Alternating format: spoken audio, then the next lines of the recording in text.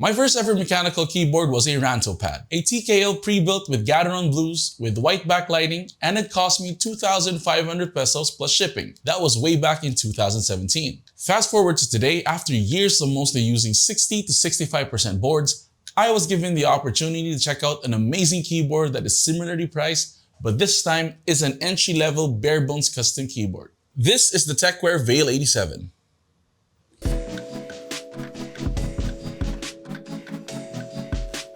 Hey everyone, welcome back. In today's video, I'm unboxing and building the Tecware Veil 87, a bare-bones tenkeyless keyboard that allows enthusiasts to experience custom mechanical keyboards at a budget-friendly price point. This keyboard was sent out by Tecware Philippines for me to check out together with the Tecware Pearl Purple, a 68-gram light tactile switch. Thank you, Sir Jackson, for sending me the board and the switches. Just a disclaimer, Tecware does not have any say on what I should be talking about on this keyboard, and they are watching this video together with all of you. Now, the main focus of this video is to answer the following questions. Who is this keyboard really for?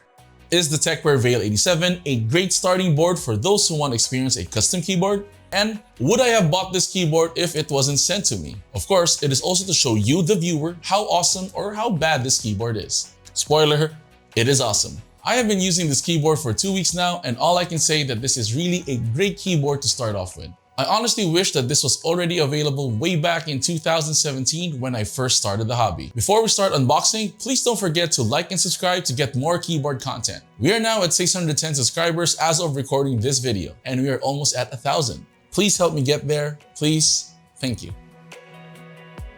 The Tecware Veil 87's box looks super clean. It has a black colored box with a minimalistic design that looks really great. When you open up the box, you will see the keyboard wrapped in PE foam, which is a very indicating tell on what mod we have to do first. Nice one, Tecware. The Veil 87 comes with its user's manual, a USB-C to USB-A cable, and a keycap puller/switch remover. With its simple and clean design, the Tecware Veil 87 looks just amazing. I know it looks really plain, but to be honest, that's what makes it look really great. It might be my age catching up with me, but just look at the board. Check this out.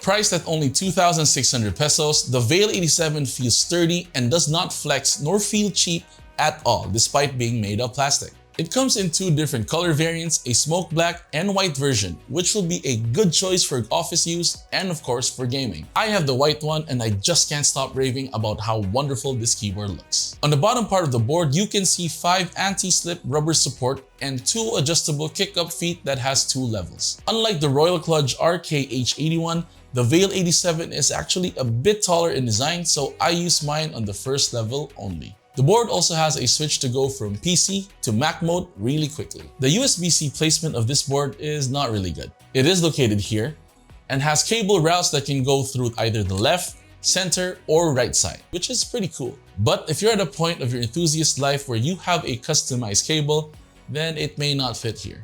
Take my custom cable from Cabling Cebu Custom Cables for example. It really doesn't fit and I don't want to force it in as it may ruin the cable. But the stock cable Tecware included is braided and nice, but could honestly limit the color scheme you have for your setup. Before we open up and mod the board, let's test this baby all stock. All stock stabilizers and stock switches. Please note that I won't be modifying the Tecware Pearl Purple as I want to put myself in the position of an enthusiast who just got sucked into the rabbit hole and wants to have a board wherein he or she can choose the switches and the keycaps themselves. Now, here's a sound test.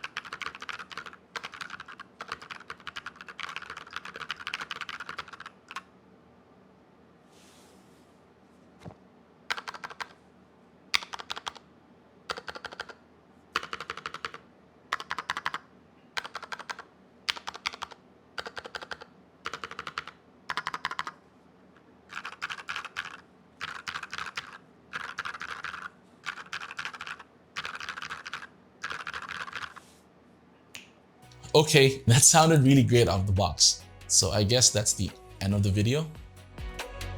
I'm kidding. But for those who are looking into getting this keyboard as their first keyboard ever, or for their first bare bones keyboard wherein you choose everything yourself but would just want to use it right away, then the Tecware Veil 87 is a great pickup. Now, I'm curious to see what this board has to offer. Time to open this bad boy up.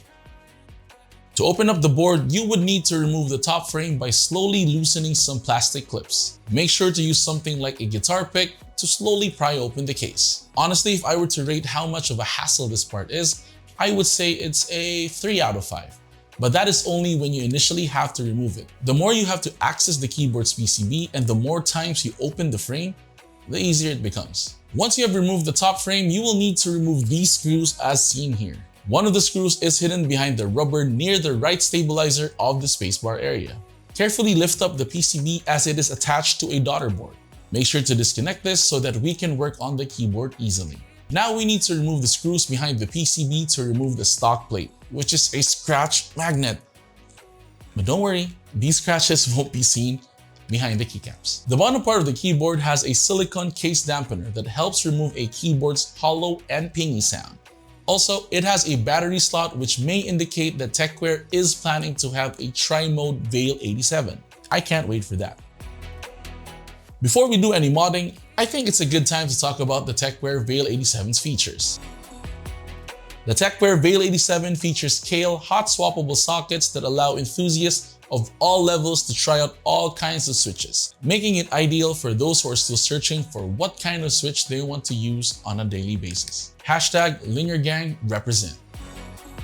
Despite being a budget keyboard, Tecware spared no expense in its PCB. The Veil 87 features a south-facing PCB, which means you won't experience any interference when using cherry profile keycaps. It also allows 5-pin switches and has cutouts ready for clip-in or screw-in stabilizers like TX tabs or Durock V2s. The Tecware Veil 87 has per-key RGB, which, as per their website page, has 16.1 million color combinations to choose from. Okay, on their website, it says that the Veil 87 has silicone gaskets found on the top frame and the bottom housing of the board. When I took it apart, I did see these gaskets, but because of how the board is screwed in together, there is no bounce. It does feel stiff, but if you want to mod it even further, check out my friend Pusakal's video as he did mod the hell out of this keyboard. The Veil 87 software is actually really nice. I did test out the software and found it very easy to use. You can reassign keys, add macros, and customize the RGB colors. Reassigning the keys is easy, but may need you to really look into it as it is not as straightforward as other softwares I've tried. Same with the RKH81, I did not mess with the macros part as I do not use this. The Tecware software shows different lighting effect modes available. It also has a musical rhythm effect, which I find really cool. You can download the software in the Tecware website found in the description below. That's it for the keyboard's features. Now it's time to mod. Here are the mods I did on this keyboard.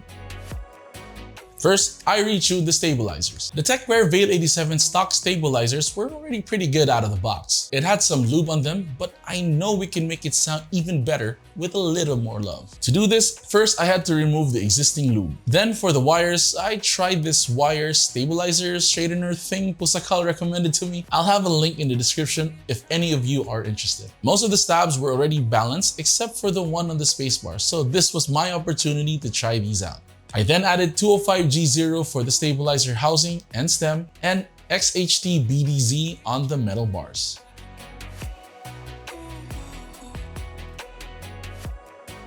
I've honestly just used the tape mod in my GMMK Pro build, and other than that, I don't use it at all. Friends and other enthusiasts have said that this mod will help improve the overall sound the keyboard makes.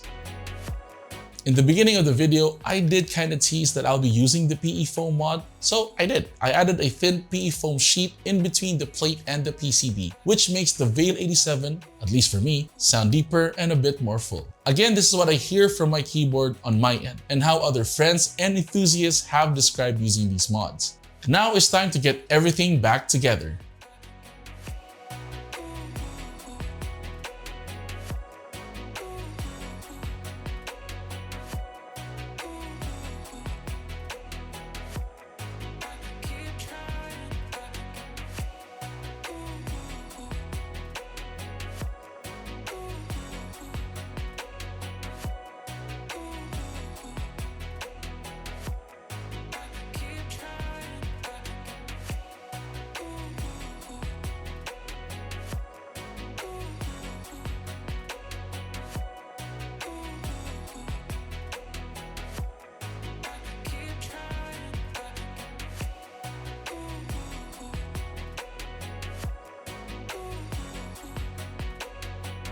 And just like magic, we're done.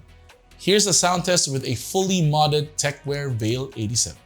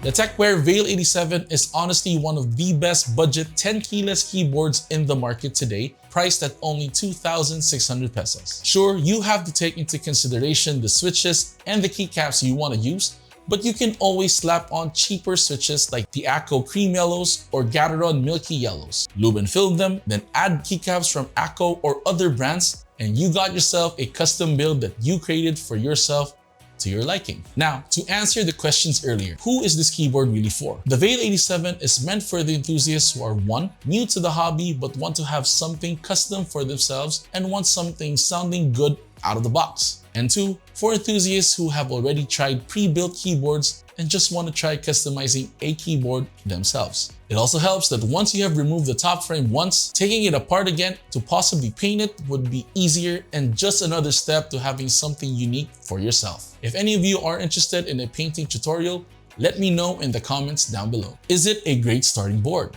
For me and for someone like me who loves to tinker with things, then I would suggest starting out with this keyboard. There's a lot you can do to make this keyboard sound and feel unique to you. Hell, just by painting the top frame of this board already gives you a keyboard that will stand out in your collection and even during meetups. At the end of the day, I think we came into this hobby to have something unique only to us. With the Veil 87's price, I think that's a good starting point already.